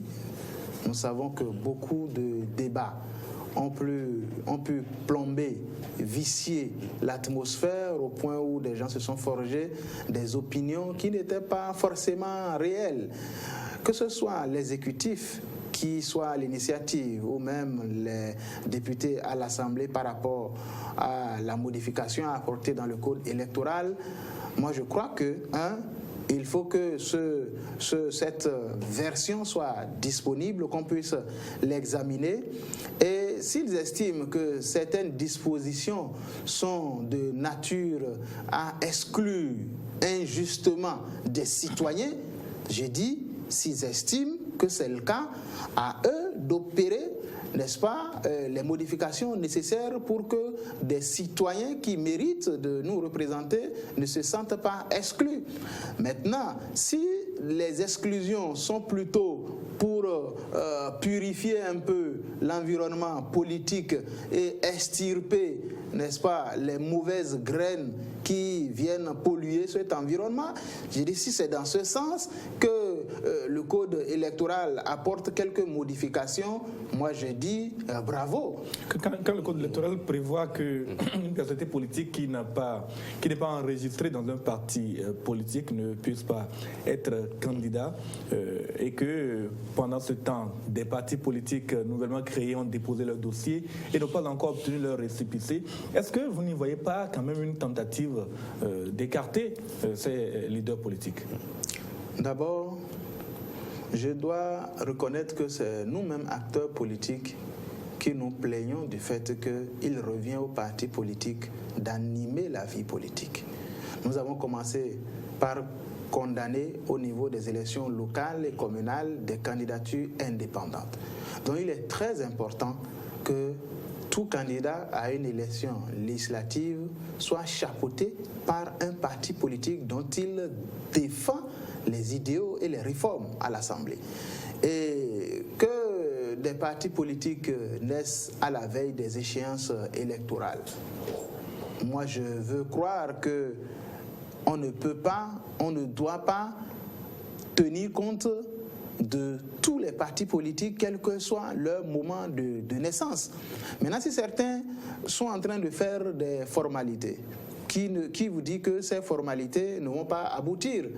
S'il faut permettre à des formations politiques qui vont naître en décembre, en janvier, en février, à la veille des échéances électorales, de candidater pour ces mêmes échéances électorales, alors qu'il faut quand même un temps raisonnable pour examiner les dossiers et voir la moralité de tous ceux qui composent aussi les organes de ces partis politiques-là, j'ai dit ça risque d'être un travail un peu difficile. Parce que aussi, il faut avouer que toutes ces structures-là qui encadrent les élections dans notre pays ont besoin d'un certain nombre de temps pour faire le travail. Moi, je pense qu'il appartient et puis, il n'est pas exclu que les députés décident que pour les prochaines élections, il n'est pas exclu que les députés décident que les partis politiques, même nés il y a 6 mois, 7 mois, puissent participer et que cette disposition ne puisse valoir que pour un autre avenir, c'est-à-dire les élections qui vont suivre peut-être dans 5 ans. Ce n'est pas exclu tout ça. C'est pourquoi il dit que le débat est vraiment précoce parce que les députés à l'Assemblée peuvent dire non, il faut tenir compte de tous les partis politiques qui sont déjà là, même si les formalités d'enregistrement ne sont pas terminées, que ces partis politiques puissent participer aux prochaines élections normalement pour ne pas vicier l'atmosphère dans le pays, pour que la paix sociale soit préservée. Les députés peuvent décider de la sorte et que ce soit peut-être à partir de 2020, combien 21 non, non, 2023, 23 les prochaines législatives. Voilà, donc soit au niveau de 2023 que cette disposition-là puisse valoir si on estime que le temps est relativement court pour permettre à tout le monde d'entrer dans les règles. Donc moi, je n'ai pas peur et les députés sauront prendre la bonne décision, même si c'est l'exécutif qui avait l'initiative de cette modification. De toute façon, en attendant que l'avant-projet ne soit étudié par les députés, il y a quand même une disposition qui concerne les règles particulières des élections législatives qui parle du financement justement de la campagne électorale dans le cadre des législatives. On ne doit pas aller au-delà de 15 millions. Vous qui avez l'expérience sur le terrain, le financement, 15 millions de francs CFA pour un candidat, pour quelqu'un qui candidate pour les législatives, est-ce que 15 millions suffisent pour battre campagne, communiquer et se faire élire? Dans l'environnement politique béninois, béninois, bien entendu. En tout cas, honnêtement, pour ce qui se fait jusque-là, j'aurais aimé que 10 millions, 5 millions suffisent pour être élu député à l'Assemblée. Vous savez que ce n'est pas... J'en serais très heureux puisque moi, je n'ai pas d'argent. C'est vrai, je vous dis que j'ai envie, peut-être, je nourris des ambitions, je n'ai même pas 5 millions. Donc j'aurais été très heureux que ce montant-là soit suffisant pour être élu député. Mais dans les faits, je crois que c'est une certaine forme d'hypocrisie. Et une certaine forme d'hypocrisie parce que... Mais est-ce que ce n'est pas plutôt un objectif de réduire l'importance de l'argent dans la vie politique béninoise? Nous avons trop donné d'importance à l'argent, oui, n'est-ce pas? L'ambition est noble, réduire l'importance de l'argent. Mais c'est comment on contrôle tout ça? Quel est le mécanisme, n'est-ce pas, pour contrôler, par exemple, tout ce qu'un candidat met dans sa communication? Quel est le mécanisme pour suivre chaque candidat dans ses déplacements pour les meetings, pour savoir ce qu'il donne, parfois par personne interposée? C'est une mesure... L'ambition est noble, mais c'est une mesure qui sera difficile à mettre en œuvre et à contrôler. Je préfère être très honnête envers vous. Malheureusement, l'argent fausse le jeu politique dans notre pays. L'argent fait plutôt la promotion de plus de médiocres que des gens de qualité qui auraient pu être à certains niveaux de décision. Peut-être que si ce n'était pas des questions d'argent, je sais que tranquillin, James, vous êtes des journalistes émérites, vos analyses le démontrent à foison, même sur d'autres chaînes de télévision. Je prends beaucoup de plaisir à vous suivre. Mon cher ami tranquillin, qui a été résilient tout récemment avec son livre. Merci. Vous avez de la valeur. Ailleurs, nous connaissons des journalistes aussi qui arrivent en politique. Mais vous n'avez pas 2 millions, 1 million pour battre campagne, sauf si le métier de journaliste est devenu aussi rémunérateur. En tout cas, dans notre pays, je n'ai pas l'impression que ça donne beaucoup d'argent. C'est la passion qui vous anime et qui fait que vous êtes encore dans ce métier-là. Et donc, si on réussissait par une certaine alchimie à contrôler les dépenses des candidats lors des élections, ça va donner plus de chance aux jeunes, comme nous autres par exemple, d'émerger et de pouvoir devenir député, pourquoi pas aussi président de la République. En tout cas, il est prévu par la loi que ceux qui auront dépassé ces montants-là soient donc déçus de leur mandat, et c'est un risque. Jusqu'à ce niveau? Oui, bien sûr, puisque c'est déjà dans le code électoral précédent, c'est reconduit. Cela veut dire qu'il faudra s'évertuer à démontrer que quelqu'un a dépassé ce montant. Si on peut apporter les preuves que la personne... C'est justement à ce niveau que le problème se pose, parce que l'agent qui circule des porte-à-porte, lors des porte-à-porte et tout ça, les gens pas l'argent ici, il n'y a pas de décharge, il n'y a pas de trace, donc c'est difficilement... Donc vous convenez avec moi qu'il y a une certaine forme d'hypocrisie et que ça reste un vœu pieux parce qu'on n'a pas les moyens d'exercer ce contrôle comme cela se doit. Mais en même temps, quand on voit un meeting organisé par l'honorable Claudine Prudencio, quand on voit par exemple le congrès, le dernier en date, et qu'on voit le déploiement de de force qu'il y a eu sur place, on peut facilement imaginer que le montant dépensé est quand même assez important. Si ce genre de meeting doit être organisé à plusieurs reprises pendant une campagne électorale, on peut sans l'embâche être certain que l'honorable aura dépassé les 15 millions de francs CFA, n'est-ce pas? Non, je crois que là, vous cherchez l'UDBN. Non. Il s'agit de la même chose pour tous les candidats qui pourraient organiser ce genre de meeting. On peut pas prendre le cas de FCBE, par exemple, de leur congrès également par rapport. On avait les moyens. Le PRD récemment à Porto Novo. Voilà. Là, ça me rassure un peu plus que vous ne focalisiez pas totalement sur l'UDBN. Sinon, vous ne connaissez pas le mécanisme de financement à l'intérieur de l'UDBN. Je peux vous dire, par exemple, pour vous rassurer, que pour avoir conduit la délégation du Nord, si vous ne le savez pas, je vous le dis, nous avons mobilisé des ressources pour aider le bureau politique national dans la conduite de ce congrès. C'est avec fierté que je le dis, parce que les militants ont cotisé. Il y a eu des acteurs économiques qui ont bien voulu, que nous avons approché. J'ai pris sur moi cette responsabilité-là de les approcher au Nord et qui ont accepté de nous accompagner, nous autres, pour que nous puissions organiser ce congrès-là. Donc, ce n'est pas l'honorable Claudine Afiavi Prudencio qui met seul ses ressources dans le parti politique. D'ailleurs, si c'était le cas, quelqu'un comme moi, je ne serais pas à l'aise parce que ça voudrait dire que c'est à elle seule de prendre toutes les décisions et je n'aurai jamais la chance de grandir dans le parti politique. Donc, je m'arrête tout de suite pour qu'on puisse voir également ma main dans le parti politique pour que la présidence puisse convenir du fait, c'est d'ailleurs son combat, qu'elle sache qu'elle nous aide, nous tous, à nous approprier le parti. C'est comme ça que ça fonctionne. C'est le cas chez vous au niveau des autres membres. C'est comme ça que ça fonctionne au niveau de l'UDBN, mais je dois avouer une vérité,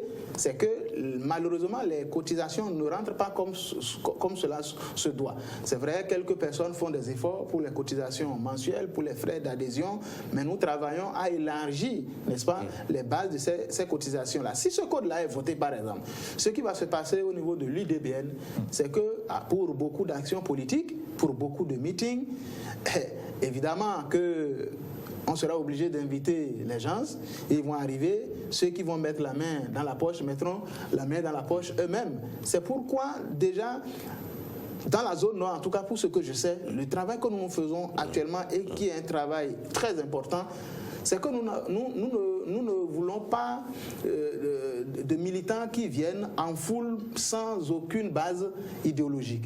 Nous privilégions actuellement la qualité à travers les différentes formations que nous organisons sur le militantisme, à travers comment faire la politique autrement. Nous préférons ne pas être nombreux, mais être une jeunesse de qualité qui veut faire les choses autrement. Et donc, nous ne misons pas du tout sur l'argent. Nous combattons même, n'est-ce pas, la masse d'argent que l'on injecte en politique pour abrutir l'électorat. Ça ne fait pas partie de nos modèles. Donc, si la loi était votée, un parti comme l'UDBN, je suis sûr, n'aura pas beaucoup de difficultés à s'adapter parce que cela cadre avec notre ligne de conduite. Nous allons nous efforcer pour ne pas tomber dans la nasse de cette loi-là parce que je présume que la loi ne sera pas simplement votée et qu'on prendra des dispositions pour son applicabilité parce qu'il ne sert à rien de la voter sans mettre des mécanismes pour faire le suivi. L'UDBN va s'organiser pour ne pas vraiment aller contre cette disposition-là. Mais je précise encore que je suis un peu pessimiste, ça risque d'être difficile au regard de l'environnement politique dans notre pays, au regard des pratiques, au regard aussi de la nécessité d'éduquer l'électorat, parce que c'est à ce niveau-là aussi qu'il y a du boulot à faire. Que le travail sera fait. Merci Dassaïzan. Nous allons poursuivre cette émission. Nous sommes à moins de 15 minutes de la fin, vous savez, le temps passe très vite. Nous allons nous intéresser maintenant à une affaire qui concerne la présidente de l'UDBN et au-delà de la présidente, une affaire qui concerne le président directeur général du groupe Petroline, époux de la présidente de l'UDBN. C'est l'affaire Petroline, l'affaire épine dorsale, pardon.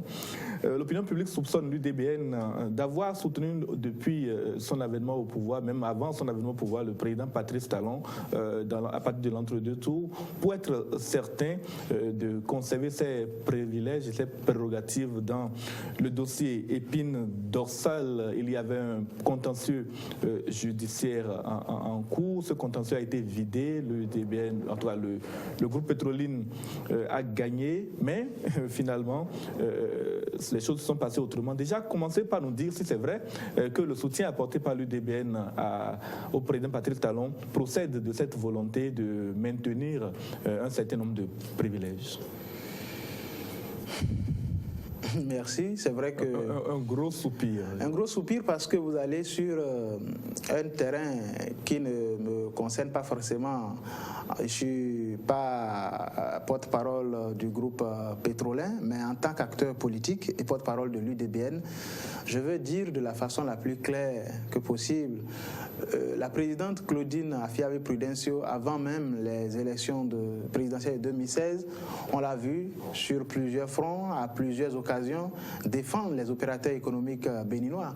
On l'a vu défendre, n'est-ce pas, l'opérateur économique Sébastien Adjavon quand il avait certains soucis avec le fisc. On l'a vu défendre également l'opérateur économique Samuel Dosso-Aoré. Elle le fait avec d'autres opérateurs économiques. Patrice Talon aussi. Patrice Talon également à l'époque. Donc ce n'est pas du tout nouveau dans la démarche de l'UDBN de défendre ces compatriotes-là, des nationaux, qui prennent le risque de venir injecter de leurs ressources pour pouvoir accompagner l'économie locale. Je crois que c'est une très bonne chose pour l'UDBN de protéger le secteur privé béninois. Quel que soit le prix à payer, il faut protéger ceux-là qui prennent des risques et qui créent de la richesse, qui créent également des emplois. Si les gens ne créent pas d'emplois, comment les jeunes qui nous font confiance à l'UDBN, comment nous pouvons leur trouver des opportunités? Donc il est très important pour nous de soutenir le secteur privé. Et donc si c'est cela qui est regardé pour dire que nous nous sommes rabattus sur le président Patrice Talon uniquement à cause des intérêts du groupe Petrolin, je crois que c'est trop vite allé en besogne. Ce n'est pas du tout le cas. C'est une question de principe. On soutient les opérateurs économiques majeurs de notre pays tant qu'ils sont vertueux et qui ne sont pas en train de contrevenir aux règles républicaines.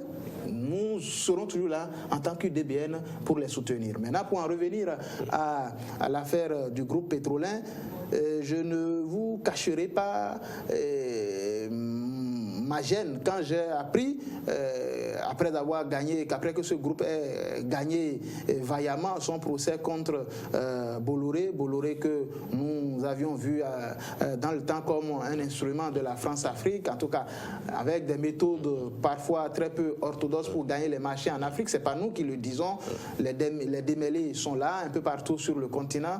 Les pratiques de Bolloré sont vraiment répréhensibles. J'apprends encore que Africa Rail tout récemment est en train d'activer un autre procès encore contre le groupe Bolloré.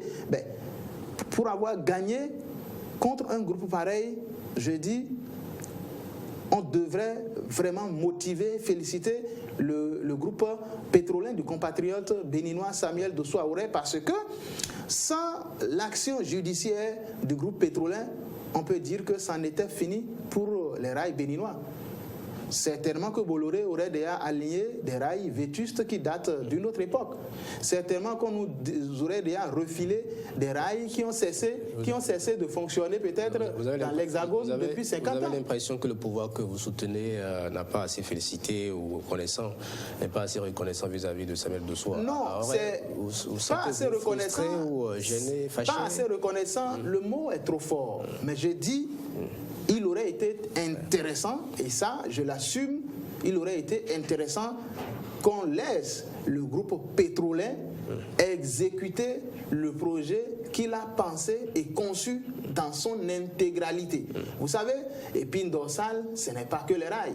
Épine dorsale, c'est un ensemble de grands projets qu'il y a dans ce portefeuille. C'est le port sec de Parakou, c'est le port en eau profonde de Semekoyi sur plus de 1000 hectares. On va pas revenir sur la genèse du projet, mais c'est la réhabilitation du chemin de fer. Parlons du port sec de Parakou. Parlons du port sec de Parakou. Cela fait maintenant plusieurs mois qu'il est en tout cas entièrement achevé. Tout le monde sait que ce port était déjà achevé et attend d'être mis en service. Qu'est-ce qui bloque? Qu'est-ce qui fait que depuis les activités n'ont pas démarré sur ce fleuron installé à Parakou? Je parlerai du port sec volontiers, mais je finis en disant que Pour ce qui concerne la question des rails, le président Patrice Talon, certainement, après avoir discuté avec l'opérateur économique béninois, parce que je ne peux pas imaginer un seul instant qu'il a pu choisir l'option des Chinois, qui peut s'avérer être une option bénéfique pour le pays. Je ne peux pas penser qu'il ait pu choisir cette option sans discuter au préalable avec le compatriote béninois. Donc, je reste serein sur le fait que le groupe pétrolin saura défendre ses intérêts et que le groupe pétrolin va travailler en bonne intelligence avec le gouvernement béninois pour que vraiment ces rails-là soient construits et qu'il puisse maintenir également ses intérêts. Donc, il n'y a pas de souci par rapport à cela. Nous avons beaucoup d'espoir. Nous travaillons toujours. En tout cas, quand je le dis ainsi, j'espère que ces deux pourront travailler main dans la main pour que l'intérêt du compatriote béninois également puisse être sauvegardé, parce que de la préservation de son intérêt... Le chef de l'État parlait de juste indemnisation pour... Oui, mais il paraît que jusque-là, dans les coulisses, le groupe pétrolin n'aurait pas encore reçu une notification de la décision de l'État béninois. Cela veut dire que jusqu'à l'étape actuelle, pour avoir gagné son procès, le seul qui a des droits, n'est-ce pas, sur le chemin de fer béninois en termes de réhabilitation et de construction, c'est bien le groupe pétrolin. Vous soutenez le pouvoir en place, donc il n'y a pas de raison. Il n'y a pas de raison, on saura forcément s'entendre, et je sais que le président Patrice Talon aussi n'a aucun intérêt à ce que le compatriote Samuel Dossou soit lésé dans ce deal qui se profile à l'horizon avec les Chinois, pour que les Chinois puissent apporter peut-être un financement de moindre coût, paraît-il. Donc, je suis sûr que le président Patrice Talon doit se poser comme le garant des intérêts du compatriote béninois. Ça ne fera aucun plaisir pour lui de sacrifier un opérateur économique majeur de la trame de Samuel Dossou, qui a fait toutes les études, qui a financé plein de choses et qui a commencé au-delà des études par travailler sereinement sur le port sec de Parakou, qui aujourd'hui est un port sec totalement terminé, qui est prêt à fonctionner. Moi, je suis à Parakou, je suis allé plusieurs fois sur le site du port sec de Parakou. De par mes activités politiques, je fais également du suivi sur un certain nombre de grands projets de la ville de Parakou, tels que, j'ai parlé tantôt, traversée de la voie de Parakou, contournement, le projet du port sec, l'aéroport, tout ça. Donc, je vois tout ce qui est mis là comme un milliard. C'est une fierté pour nous, au niveau de la ville de Parakou, d'avoir ce joyau-là. Et j'espère que les différentes autorisations, parce qu'aux dernières nouvelles, il y a eu une activité à Parakou suscitée par les forces villes de la ville de Parakou. Je veux quand même saluer ici, c'est vrai, la mairie de Parakou, le collectif, le centre Mathieu Kérékou, voilà, de Ali Oudou, et des opérateurs économiques qui spontanément se sont intéressés à la question du port sec de la ville de Parakou, qui ont voulu en savoir davantage. Moi-même, lors de cet échange qu'ils ont sollicité et qui a connu la participation même des opérateurs économiques nigériens, il y avait le président de la chambre de commerce nigérien, un truc comme ça, monsieur Saleh, voilà, il y était aussi. Ça nous a fait honneur de commencer par accueillir ces pointures du monde économique dans la ville de Parakou. Preuve que Parakou va devenir bientôt une plaque tournante, n'est-ce pas, en termes de plateforme logistique dans la région nord du Bénin. On va desservir le nord Togo, desservir le nord Nigeria, desservir également le Burkina. En tout cas, nous, à la mairie du Parakou, nous sommes très heureux de voir ces opérateurs économiques nous rejoindre, et nous ne pouvons que demander que les différentes autorisations soient vite signées. Mais il semble que finalement, tout est en bonne voie. Aux dernières nouvelles, les travaux avancent très rapidement, et c'est sûr que le port sec de la ville de Parakou, que beaucoup de jeunes attendent parce qu'ils pensent que c'est une opportunité d'emploi, ils ont raison. Beaucoup de femmes attendent parce qu'elles ont envie de vendre des choses à côté. Ça va forcément transformer l'environnement économique de la ville de Parakou. Donc nous pensons que très rapidement, et d'ailleurs cette année, le port sec de Parakou verra un démarrage de son exploitation. Ce serait pour le bien non seulement du groupe pétrolin, mais essentiellement de la commune de Parakou et du Bénin entier, et essentiellement des jeunes qui en ont besoin pour sortir de la précarité. Le port sec de Parakou n'est pas le seul dossier qui traîne en longueur. Il y a également celui du port en eau profonde de Sémé. Boudi, avez-vous des nouvelles par rapport à celui-là? Oui, le dossier c'est un autre projet, comme je l'ai dit, du portefeuille épine dorsale. Vous savez, c'est un dossier... Actuellement, si je ne m'abuse, nous sommes dans la phase d'indemnisation. La liste des personnes qui doivent être indemnisées doit être transmise par le gouvernement. Vous semblez être mieux renseigné, mieux informé sur l'évolution de ce projet que nous-mêmes, à l'UDBN, preuve qu'on peut bien être proche de l'UDBN, de l'honorable Claudine Prudencio, sans savoir ce qui se passe du côté du groupe pétrolier. Donc, indemnisation, si on est arrivé déjà à cette étape, je dis c'est une chose formidable. C'est la preuve que les activités ne vont pas tarder à démarrer parce que indemniser le domaine, j'ai appris que ça doit être sur plus de 1000 hectares. Voilà. Donc, c'est quand même énorme. Si le groupe pétrolier, et comme cela se dit dans les coulisses, a la capacité d'aider l'État béninois à indemniser, n'est-ce pas, tous les occupants de ce site stratégique, c'est vrai que tout le domaine n'appartiendrait pas au privé. Il semble que quand même l'État aussi a des domaines publics, relevant du domaine public dans les 1000 hectares. C'est le groupe pétrolier a la capacité vraiment d'indemniser, parce que pour ma petite expérience de conseiller municipal, ces zones-là sont quand même des zones économiques. J'ai été président de la commission des affaires économiques de la ville de Parakou. On va raisonner en termes de plusieurs milliards encore là-bas pour indemniser. Ce n'est pas 10 milliards, c'est certainement des dizaines de milliards pour indemniser. C'est justement pour cette raison, n'est-ce pas, que le président du groupe Pétroline, Samuel Traoré, a été reconnu comme étant capable de le faire. Voilà, donc preuve qu'on aurait pu également lui faire confiance pour réhabiliter les rails. C'est aussi des milliards de ce côté. Bon, on va pas nous éterniser sur le dossier des rails. Je crois que là également, il faut que ça aille très vite, parce que ce projet ne peut qu'aider le gouvernement à bien réussir son programme d'action gouvernementale. C'est un projet majeur.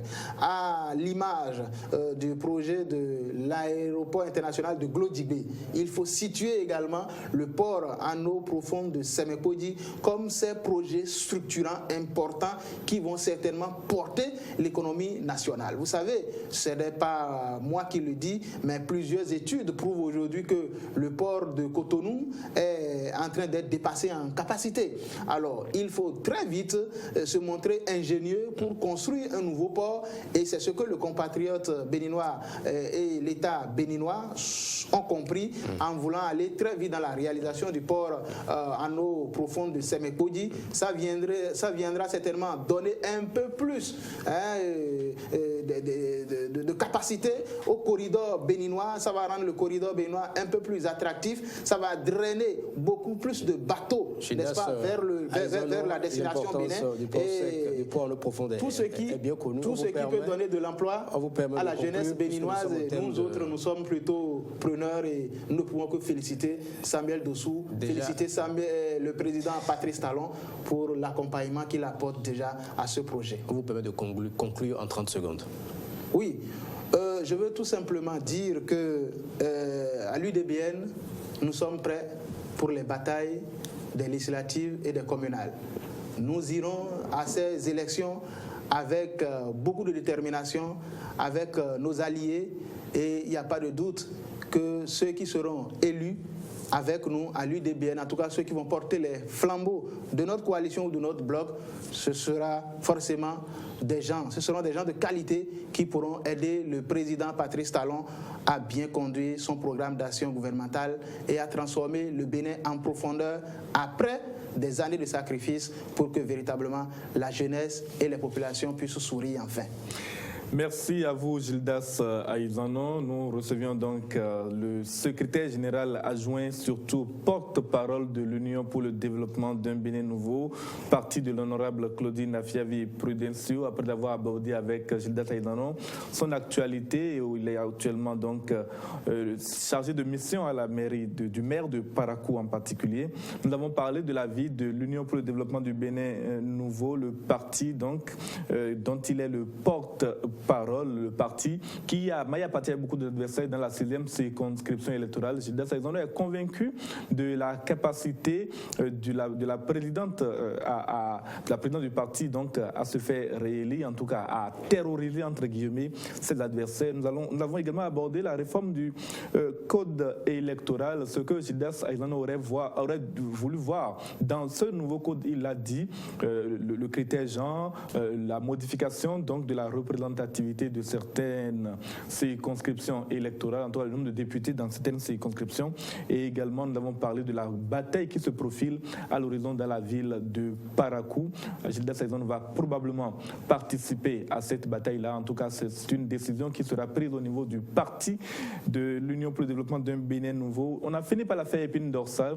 Voilà, donc c'était l'essentiel de ce débat, de cet entretien avec Gildas Aizano, tranquille à Cap Benoît. Merci à vous, James William Baguidi. Dimanche politique, c'est tous les dimanches, à partir de 9h, aux diffusions 21h sur Eden Télévision et Diaspora FM. Pour le rendez-vous dimanche prochain pour notre numéro. À bientôt.